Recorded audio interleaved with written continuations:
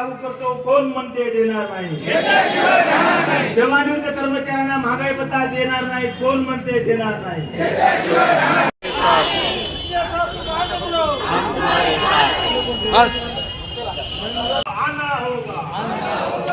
नगरपालिकामध्ये काम करणारे कायम कर्मचारी, महानगरपालिकेच्या सेवेमधून सेवानिवृत्त झालेले कर्मचारी, महानगरपालिकेच्या स्वच्छता विभागामध्ये कायमस्वरूपी काम करणारे कर्मचारी आणि कंत्राटदाराकडील काम करणारे कंत्राटी कर्मचारी यांचे अनेक प्रश्न महानगरपालिकेकडे गेल्या 2 ते 2.5 वर्षापासून प्रलंबित.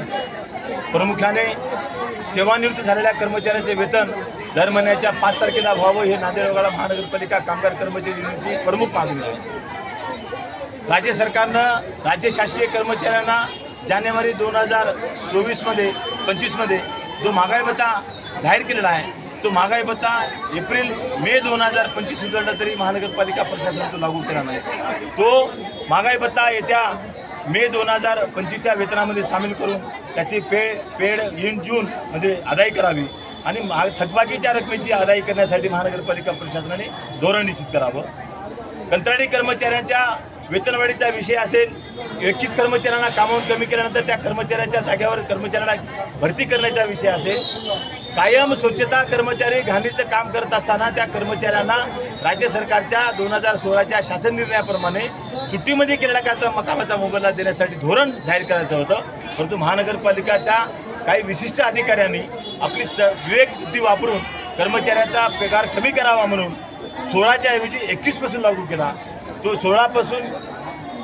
21पासून ते 16पर्यंत पाठीमागे जाऊन असा 4 ते 5 वर्षाचा महागाई भत्ताचा सुट्टीमध्ये केलेल्या कामाचा मोबदला शिल्लक आहे, तो रक्कम द्यावा आणि महागाई भत्त्याच्या फरकाची रक्कम मिळावी या प्रमुख मागणीसाठी नांदेड वगळा महानगरपालिका कामगार कर्मचारी युनियननं आज इशारा सभा या ठिकाणी दौर सभेच्या माध्यमातून ठेवली होती.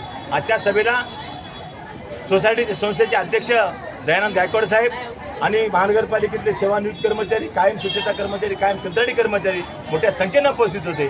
मी महानगरपालिका प्रशासनाला अतिशय विनम्रपणाने विनंती करतो, आमच्या प्रश्नाची उकल आणि सोडवणूक 3 जून 2025पर्यंत करावी, अन्यथा 4 तारखेला महानगरपालिकेचे हे तमाम कर्मचारी पार्किंगला सकाळी 6 वाजता जमा होऊन बाबासाहेब आंबेडकरांच्या पुतळ्यापासून महानगरपालिकेच्या कार्यालयावर मोर्चाने येऊन या ठिकाणी धरणे, निदर्शने आणि उपोषण करण्याचं धोरण या ठिकाणी आम्ही जाहीर केलेलं आहे.